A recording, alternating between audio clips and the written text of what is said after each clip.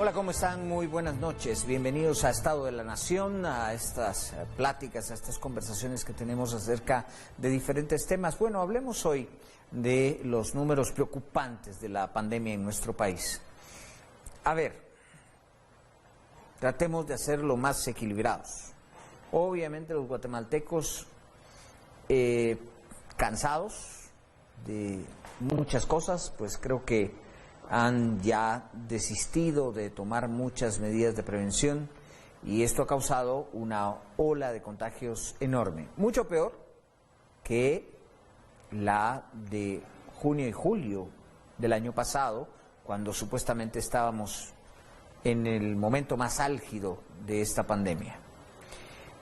Hoy vemos en nuestro país contagios que no habíamos visto, números y cifras que no habíamos visto. Y estamos tristemente rompiendo récords en esto.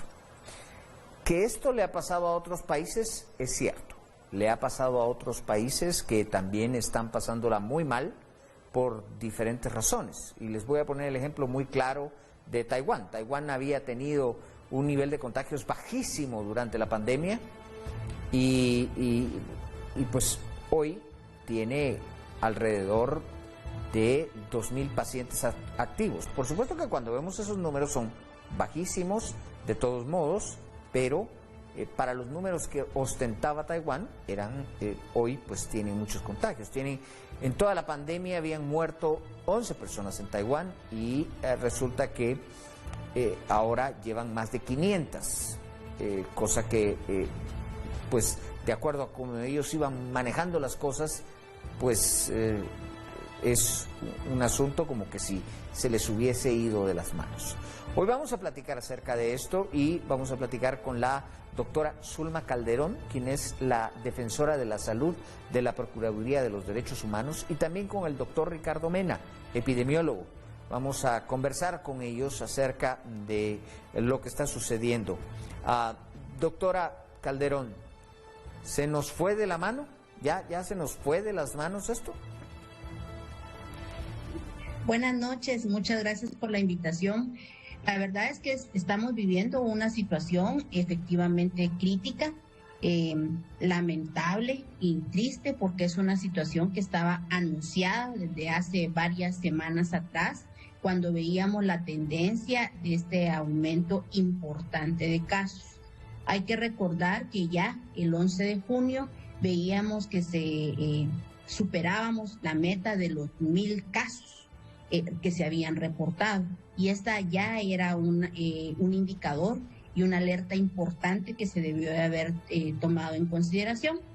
Sin embargo, las cosas no se dieron y llegamos posteriormente al 22 de junio, cuando rompemos la barrera de los 2.000 casos y nuevamente seguimos sin ver esas acciones estratégicas que debería de tener el Ministerio de Salud ante la situación tan grave que estamos enfrentando. Sumado a esto, hay que recordar que desde abril del presente año tenemos una tendencia importante a la disminución al número de pruebas que se están haciendo, lo que evidentemente refleja que son muchos más casos los que están circulando como Ahora, activos doctora, en el perdón país. Que la interrumpa y tal vez usted me explica un poquito más. Recuerdo que el año pasado, en tiempo de la pandemia, y una de las críticas más grandes es que no llegábamos ni a 5.000 pruebas realizadas.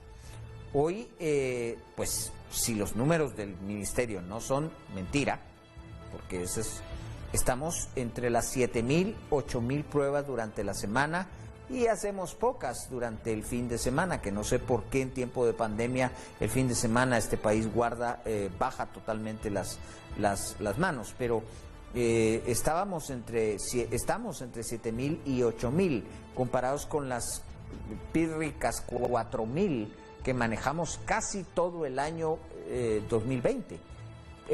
¿Por qué? Sí. ¿Por qué dice usted que hemos bajado el número de pruebas? Sí, desde abril del presente año hay una tendencia evidente los números en los cuales se ha disminuido esa cantidad de pruebas a las que usted hace referencia. Sin embargo, hay que recordar también, y es parte de ese análisis epidemiológico y de ese análisis integral que se debe hacer, que también el comportamiento de la enfermedad ha cambiado.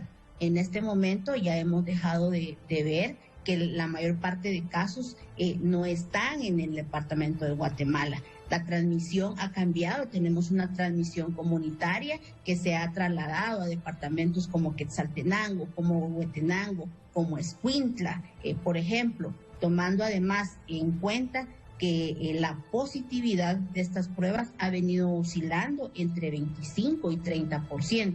Claro. Es por eso que es necesario tomar en consideración también esta tendencia de la baja que hemos tenido desde abril en el número de pruebas que se han realizando, sin dejar de lado también que estas pruebas, como bien lo dice usted, en el fin de semana no se realizan y se acumulan en los datos que se presentan en la siguiente semana.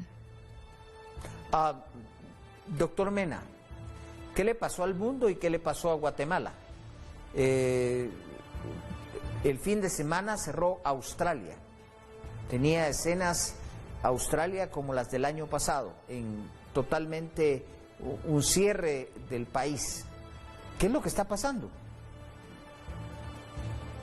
Bueno, es un poquito compleja la respuesta, sin embargo intentaré dar mi opinión que tiene fundamento en el comportamiento humano.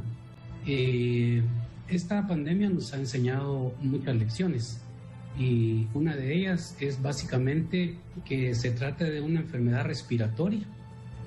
Yo lamentablemente tengo que ir cambiando, de hecho lo he estado haciendo en la medida en que avanza la pandemia, cambiar posiciones académicas, científicas, de ciencia, de conocimiento sobre la misma, y en este momento estoy en una posición en el que quizás antes de dar mi respuesta concreta quisiera hacer el comentario respecto a una frase que usted utilizó, licenciado Balizán, y es decir, ¿cuándo se nos fue de las manos?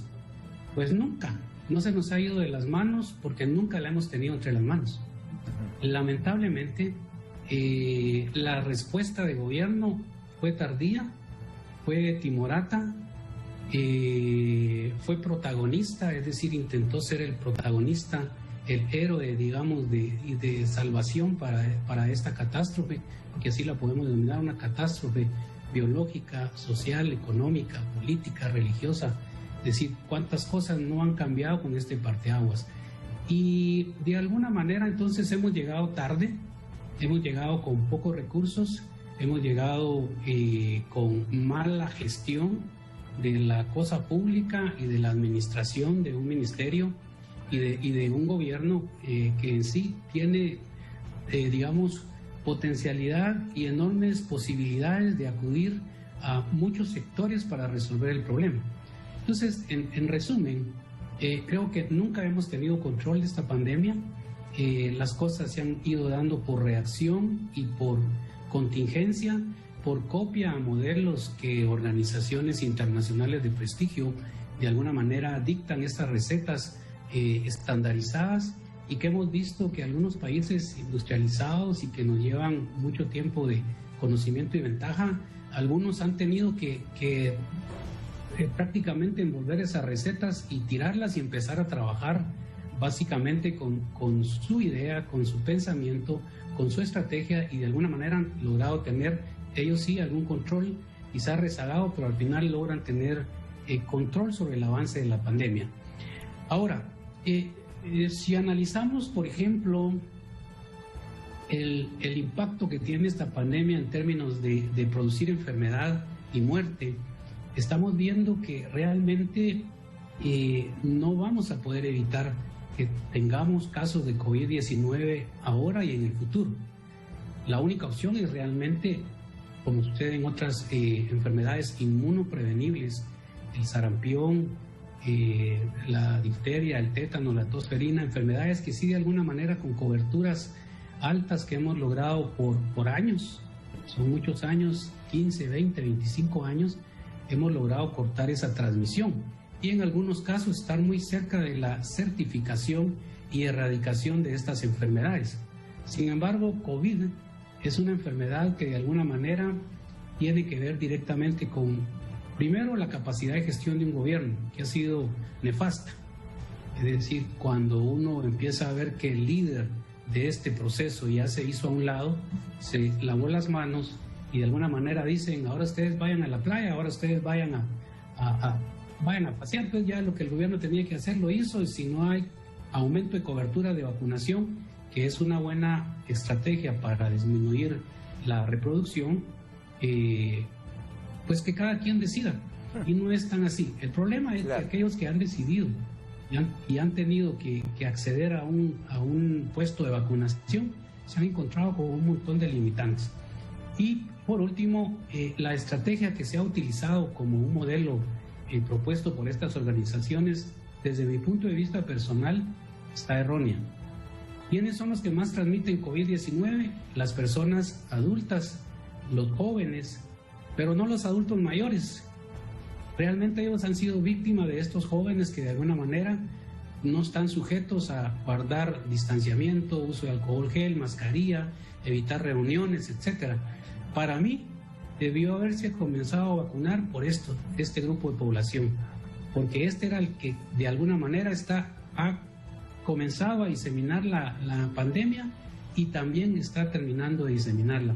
Entonces es un problema bastante complejo, licenciado Valdizán.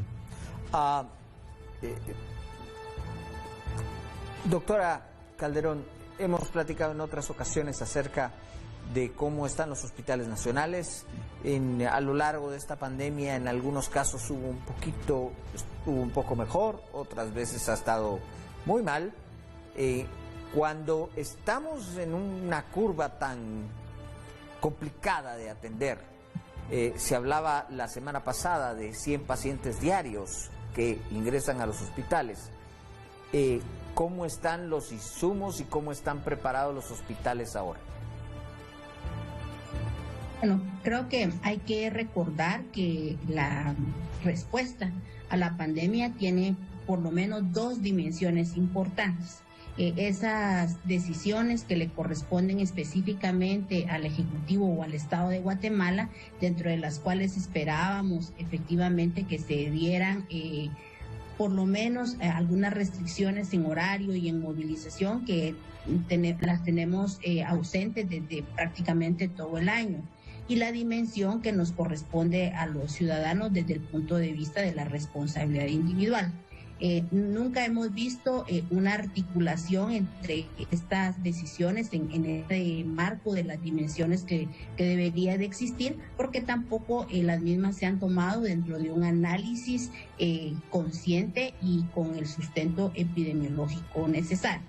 Esto nos ha llevado a la situación en la que hoy estamos, donde hay por lo menos tres condiciones graves que están terminando de afectar esta crisis que desde nuestro punto de vista y desde el marco de la defensa del derecho humano a la salud es integral. Efectivamente, los casos se han desbordado porque a nivel comunitario no existe ningún control, no existe ninguna medida de contención, y esto ha derivado en que la saturación hospitalaria sea inminente. Hace un par de días supervisamos el Hospital Temporal del Parque La Industria al 100% de su capacidad, con disponibilidad de algunos medicamentos sedantes de entre 6 y 9 días, en una situación muy grave en el área de intensivo, sin disponibilidad de realizar exámenes importantes como los gases arteriales, por ejemplo, y con limitantes para poder hacer y atender a todos los pacientes que tienen complicaciones renales, porque tienen un límite muy reducido para la atención de hemodiálisis. Y esta es una situación que se repite prácticamente en todos los hospitales, sobre todo en los temporales.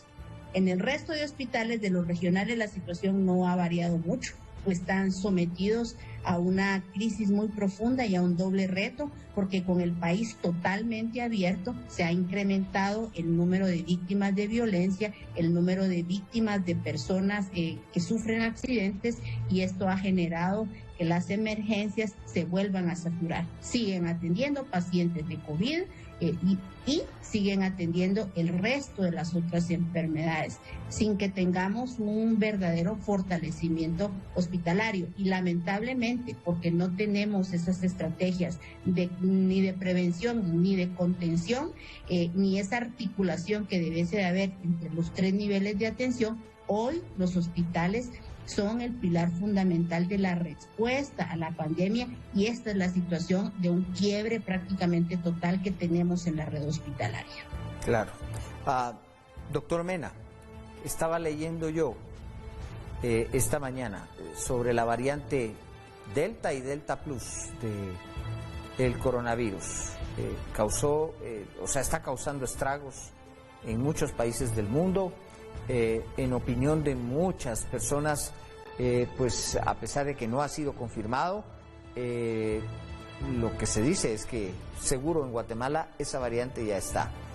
Y lo que se habla es que es una variante sumamente contagiosa, que es mucho más, si el coronavirus normal ya era contagioso, más allá de lo que era una gripe común, el coronavirus en la variante, en la cepa Delta y Delta Plus, es mucho más contagioso.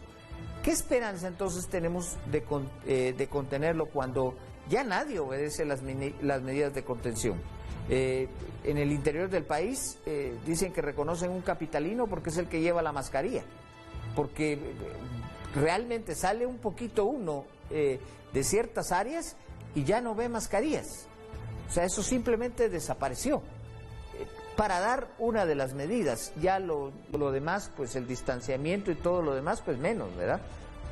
¿Qué opina usted al respecto, doctor?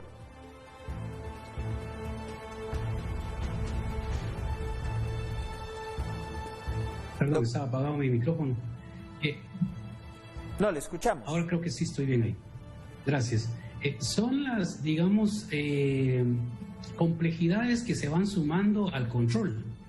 Imagínense, estamos hablando, de hecho se me escapó esta palabra actualmente, control, que tiene unas implicaciones muy diferentes a la erradicación o a la prevención o a la promoción. El control es básicamente tener, digamos, capacidad de respuesta y de que no sature, como decía la doctora Calderón, la respuesta institucional, que está dirigida principalmente a curación.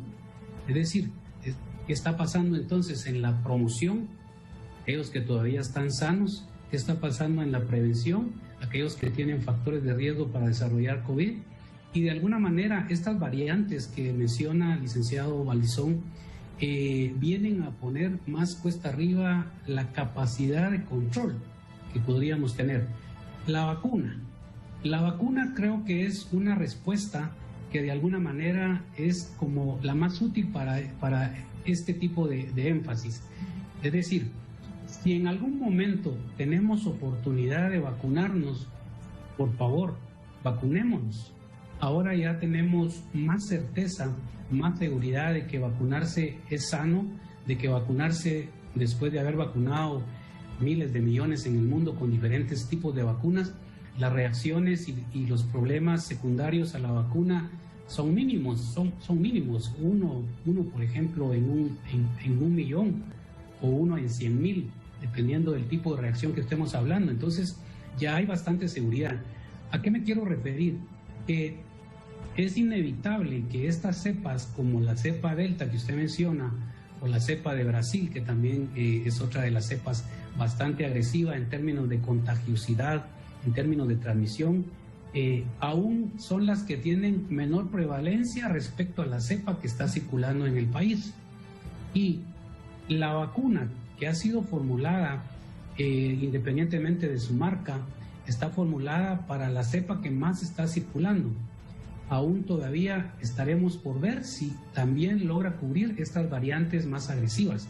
Entonces, si la respuesta fuera que sí, pues qué bueno, tenemos tiempo mientras llega la vacuna. Pero si la respuesta fuera que no, prácticamente el panorama se va a poner bastante difícil, sobre todo si hablamos de nuestro país, en el que a pesar de que nos vacunemos, podríamos tener el mismo riesgo que antes de vacunarnos de adquirir una de estas cepas que no están incluidas dentro de la protección.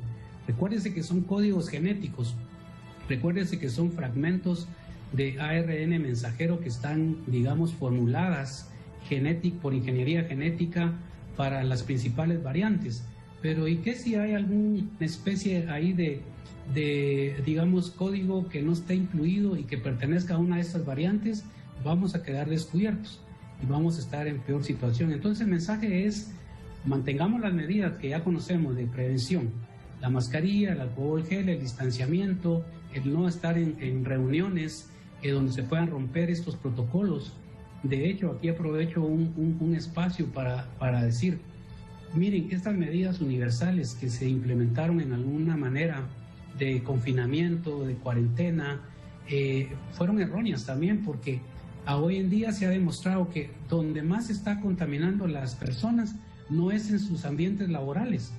Es decir, el país necesita producir, el país necesita seguir vivo, el país necesita estar en movimiento productivo para generar riqueza y poder de alguna manera contribuir al desarrollo. Pero no es en las fábricas, no es en las empresas donde está el mayor riesgo en este momento. Ellas tienen su protocolo, ellas tienen las medidas que de alguna manera disminuyen ese riesgo. Donde nos estamos infectando es, por ejemplo, donde estuvimos el sábado, el domingo, hoy lunes, que es feriado a nivel nacional. ¿Dónde están las personas? Visitando a mamá, papá, a tío, a hermanos, a primos, en algún centro turístico, en la playa, en una piscina, en un churrasco. Es decir, allí es donde realmente debemos de tratar de intervenir y generar conciencia, sobre todo para que de alguna manera responsable cuidemos de nuestra salud y de la de nuestros familiares. Bien, vamos a hacer una pausa, pero regresamos en esta plática acerca de pues, estas cifras que vemos ahora en la pandemia en Guatemala.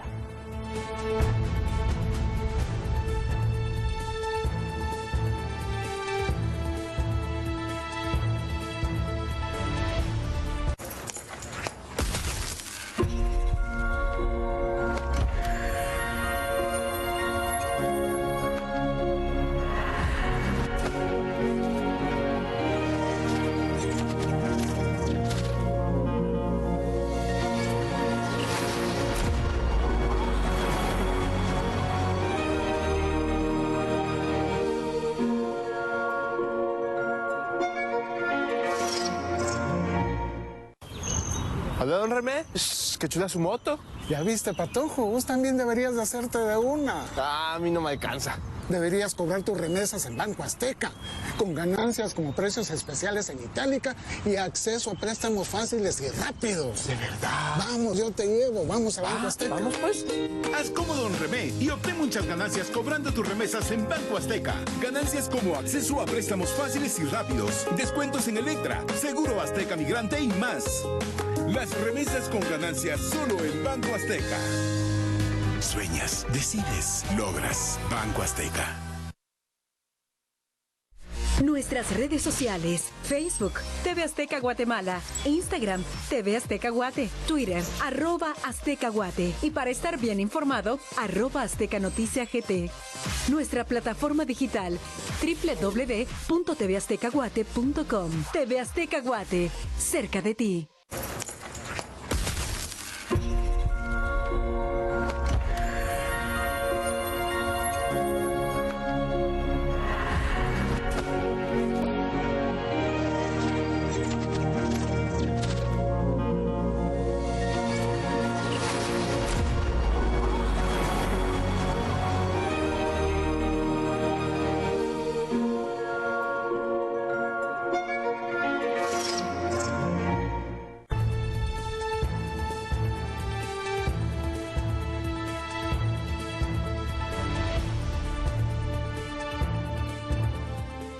Bueno, y seguimos entonces y ya entramos en la etapa final, una etapa de conclusiones. Y para concluir,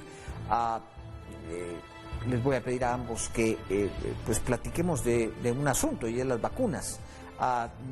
Doctora Calderón, ¿cómo ve usted la situación de las vacunas?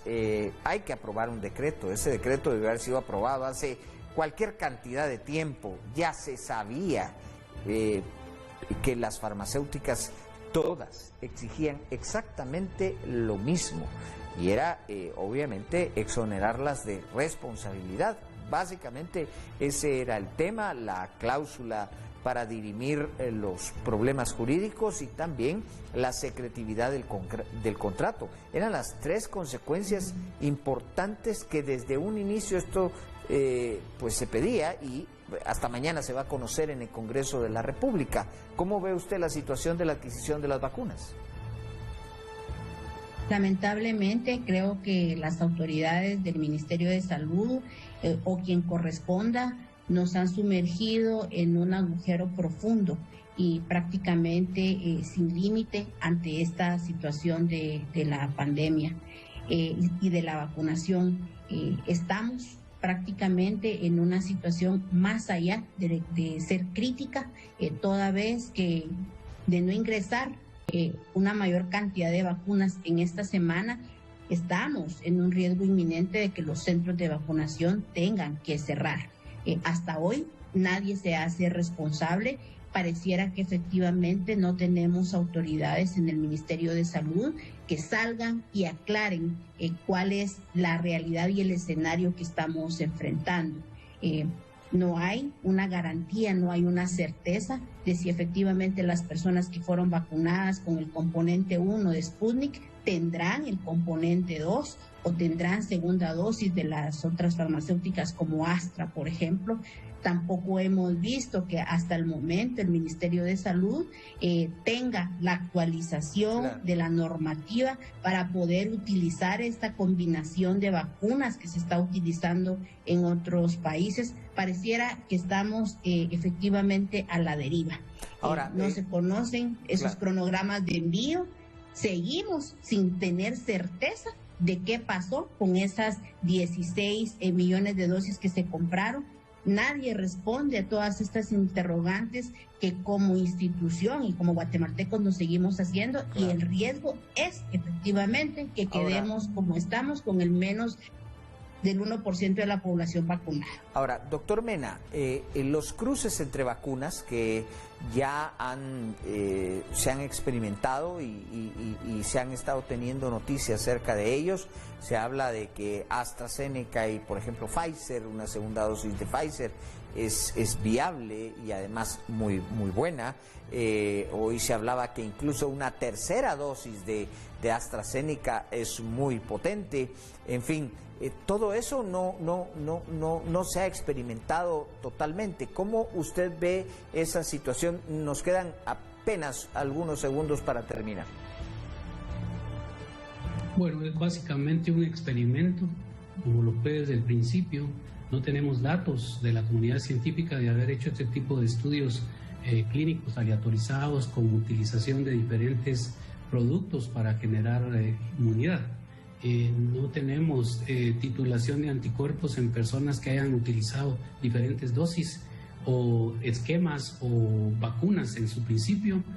Teóricamente y conceptualmente uno puede pensar que debería ser así, que independientemente de la digamos, dosis mínima, que al menos deberían ser 2, y de la fuente de esa vacuna debería haber titulación de anticuerpos, porque todo va orientado a exigir una respuesta del sistema inmunitario contra una enfermedad específica. Sin embargo, esto es pura teoría, estamos prácticamente en un experimento a nivel global.